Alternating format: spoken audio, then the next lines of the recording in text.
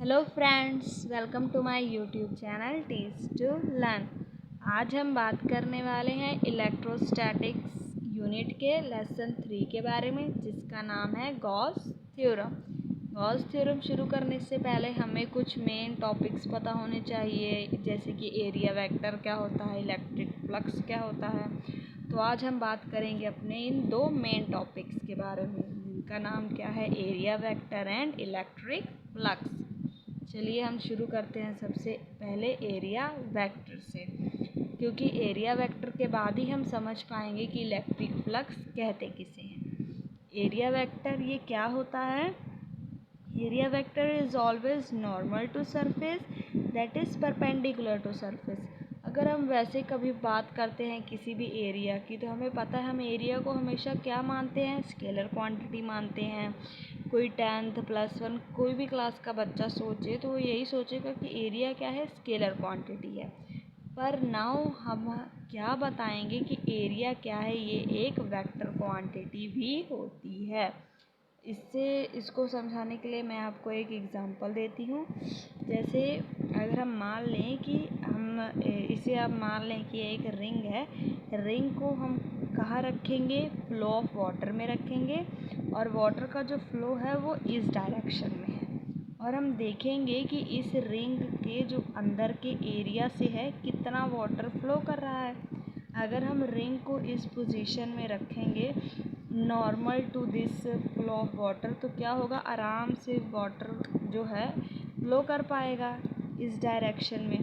पर अगर हम रिंग को क्या कर दें, फ्लो ऑफ वाटर के पैरेलल कर दें, तो हम क्या देखेंगे कि जो ये अंदर का एरिया है उसके अंदर से तो वाटर जा ही नहीं पाएगा। वाटर या तो इसके ऊपर से जाएगा, या तो साइड से जाएगा, या इस साइड से जाएगा, पर इसके जो अंदर का एरिया हमने देखा था उस साइड से नहीं जा पाएगा। तो इससे हमें क्या पता चलता है कि जो क्या कहते हैं एरिया है वो क्या है, वेक्टर क्वांटिटी की तरह भी बिहेव कर रहा है, क्योंकि इस एरिया का डिमेंशनल तो है ही, और वेक्टर क्वांटिटी में जो वेक्टर क्वांटिटी होती है उनका एक तो मैग्नीट्यूड होता है और एक डायरेक्शन होती है। उसी तरह इस एरिया में भी इसका मैग्नीट्यूड तो है, और इसके ओरिएंटेशन के कारण इसकी डायरेक्शन भी मैटर कर रही है हमें, कि अगर हम इसको पैरेलल रखेंगे फ्लो ऑफ वाटर के, तो जो हमने कंसीडर किया था कि वाटर का फ्लो इस साइड कम जा रहा है,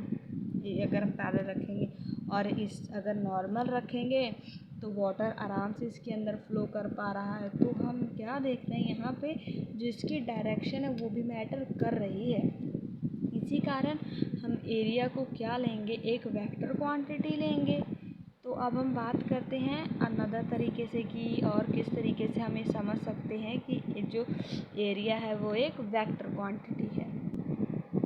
अब हम इस पे कंसीडर करते हैं एक 2 डिमेंशनल स्पेस कंसीडर कर लेते हैं एक्स और वाई प्लेन में, और उसमें हम एक बॉक्स कंसीडर कर लेते हैं स्क्वायर, जिसकी सारी साइड्स क्या हैं, ए हैं, और ये ए बी सी डी होगा।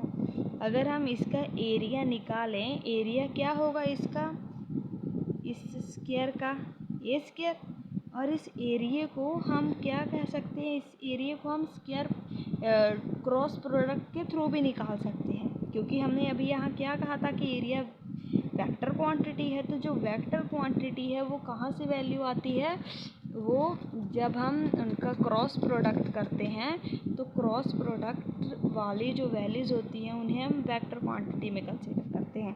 तो अगर हम इसका एरिया माने वेक्टर क्वांटिटी है, क्रॉस प्रोडक्ट करेंगे A B cross B C cross, A B क्या है ए, बी सी क्या है ए, और हम साइन क्या लेंगे, इन दोनों के बीच का एंगल। अब स्क्वायर है तो इन दोनों के बीच का एंगल क्या होगा, 90 साइन 91। तो इस तरह भी एरिया क्या आ जाएगा, वेक्टर के फॉर्म में भी ए स्क्वायर।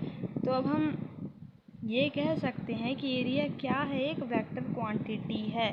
और क्रॉस प्रोडक्ट में हमें पता है जो इसका रिजल्टेंट होता है, जब हम सिंपली पहले भी क्रॉस प्रोडक्ट किसी चीज़ का करते थे, तो जो इसका रिजल्टेंट होता था वो ए बी और बी सी के क्या होगा, एकदम परपेंडिकुलर होगा। वैसे ही यहाँ भी जो ये एरिया है, एरिया का रिजल्टेंट आया है, एरिया जो रिजल्टेंट है वो इस प्लेन के क्या होगा, परपेंडिकुलर आउटवर्ड होगा या तो परपेंडिकुलर इनवर्ड होगा। जैसे कि अगर हम मान लें ये हमारे पास एक नोटबुक है, तो इसका जो रिजल्टेंट होगा वो इसके परपेंडिकुलर आउटवर्ड होगा या तो परपेंडिकुलर इनवर्ड होगा। वही हमने यहाँ पे लेना है। अगर परपेंडिकुलर आउटवर्ड है तो हम यहाँ पे क्या ले लेंगे, प्लस के कैप। अगर परपेंडिकुलर इनवर्ड है तो हम क्या ले लेंगे, माइनस के कैप। ये सब बात होगी हमारे पास किसकी, एरिया वेक्टर की, जिससे हमें ये पता चला कि एरिया क्या हो सकता है, एक वेक्टर क्वांटिटी। अब हम बात करते हैं इलेक्ट्रिक फ्लक्स की कि इलेक्ट्रिक फ्लक्स क्या होता है। Electric flux defined as the number of electric lines of force passing normally to the given area when it held inside the electric field।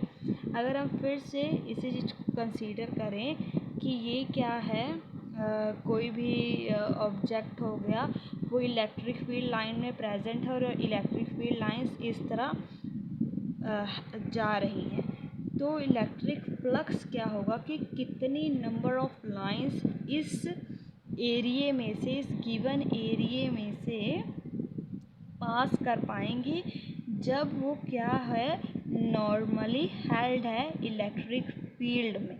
अब इलेक्ट्रिक फील्ड की डायरेक्शन इस side है और उसी की डायरेक्शन में नॉर्मली हमने क्या रख दिया है, एक एरिया रख दिया है। और अब फिर इस एरिए में से इसके नॉर्मली कितने इलेक्ट्रिक फील्ड ऑफ लाइंस इस एरिए में से पास कर रही हैं, वो हमें किसके थ्रू पता चलेगा, इलेक्ट्रिक फ्लक्स के थ्रू हमें ये पता चलता है। ये वही बताया गया है यहाँ पे कि number of electric lines of force passing normally, हमने उसे नॉर्मली रखा था, नॉर्मली ही पास कर रही थी उसमें से इलेक्ट्रिक फील्ड लाइंस। जैसे कि यहाँ भी कंसीडर किया हुआ, अगर नॉर्मली रखा हुआ है ये इलेक्ट्रिक फील्ड लाइंस की डायरेक्शन में तो मैक्सिमम फ्लक्स होगा। पर अगर हमने इसे ऐसे रख दिया, नॉर्मल है ही नहीं, हमने इसे ऐसे रख दिया, इलेक्ट्रिक फील्ड लाइंस की डायरेक्शन ऐसे है, तो हम क्या देख रहे हैं, इसके अंदर से तो एक भी लाइन पास नहीं कर रही है। तो at this situation electric flux क्या होगा, वो क्या हो जाएगा, ज़ीरो हो जाएगा। तो ये हो गया आज के हमारे 2 टॉपिक। उम्मीद है आप लोग को ये टॉपिक अच्छे से समझ आ गए होंगे। वीडियो पसंद आई हो तो इसे लाइक करें, मेरे चैनल को सब्सक्राइब करें। Thanks for watching my video.